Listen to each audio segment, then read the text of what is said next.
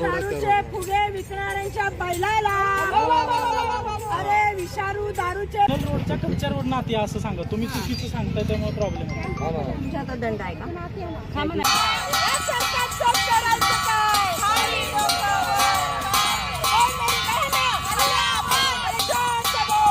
यातील जो मुख्य आरोपी आहे योगेश वानखेडे यांनी फक्त केंडा मागे 800 रुपये फायदा व्हावा म्हणून हे मिथेनॉल मिक्स केले जातात पोलीस तपासात समोर येत आहे. मला हे कळत नाहीये की माणसाचा जीव एवढा स्वस्त झालाय का? म्हणजे काय चाललंय काय? पुणे शहरामधली दिवसेंदिवस गुन्हेगारी वाढतीये, या गोष्टी सगळ्या वाढतात. मला हे कळत नाही की जेव्हा हे फुगे विकल्या जातात तेव्हा त्यांच्या त्या दारूची टेस्टिंग होते का?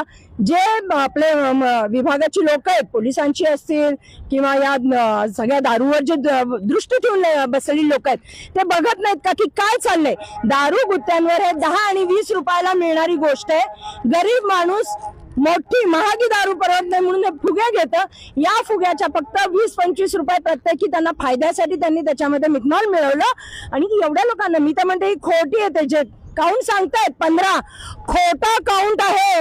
काउंट खूप मोठा असेल, अर्धे मुर्दे तर गायब केले असतील त्यांनी. म्हणजे तिथं एक लेबर क्लास आहे, तिथं आमच्या UP बिहारची लोक पण लेबर होती, ते त्या लाशा कुठं गायब झाल्या? म्हणजे ही एवढी लोक मेल्यानंतर एक छोटा काउंट सांगितला जातोय कारण का उद्रेक होऊ नये म्हणून. याला जबाबदार पूर्णतः सरकार आहे.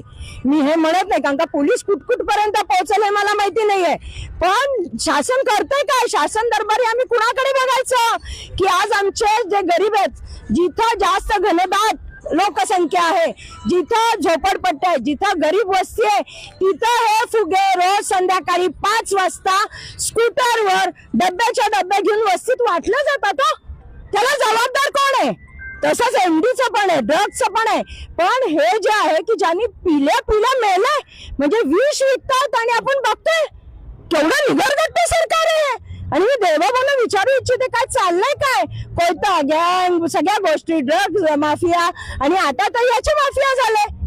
म्हणजे मला तो कर्नल सिंग आणि वानखेडे, त्या कर्नल सिंगचे तर 50 वर्षापासून धंदा हा. म्हणजे चाललंय काय की 50 वर्ष त्याच्या विरुद्ध एक जण बोलत नाही? एवढा मोठा माफिया आहे का? कोणी बनवलं त्याला माफिया? मी तर म्हणतो वस्त्यातल्या, वाड्या वस्त्यातल्या लोकांनी आपल्या आजूबाजूला हे गैरधंदे चाललेत तिथे चक्क ना त्यांनी हल्लाबोल केला पाहिजे. असं आमचा आज हल्लाबोलची सुरुवात आहे. प्रत्येक भागामध्ये आम्ही जाणार आहोत आणि हल्लाबोल करणार आहोत. पोलिसांनी आम्हाला सांगितलं अरेस्ट करू, तरी आता आम्ही जाणार आहोत. आज आम्ही हे सांगू इच्छितो पोलिसांना की आम्ही काही बेकायदेशीर काम करत नाही आहोत. ज्यांनी हे पाजून लोकांना मारलंय त्यांच्या विरुद्ध आम्ही गुलाबो गँग रस्त्यावर उतरलोत, म्हणून आम्ही इथे आलो. आज इथे रात्री तुम्ही एक चक्कर मारा, किती असतात फुगे येतात. कॅमेऱ्याच्या बाजूला एक कॅमेरा टाकून बघा, हजारो पिशव्या पडलेल्या त्या फुग्याच्या. कुठनं होते हिंमत? कुठनं हा माज आला? लोकांना मारत. यांच्यावर गुन्हा दाखल झाला पाहिजे, मनुष्यवधाचा गुन्हा यांच्यावर दाखल झाला पाहिजे. म्हणजे याच्या पुढे कोणी अशा फुग्यांमध्ये विष टाकून विकणार नाही.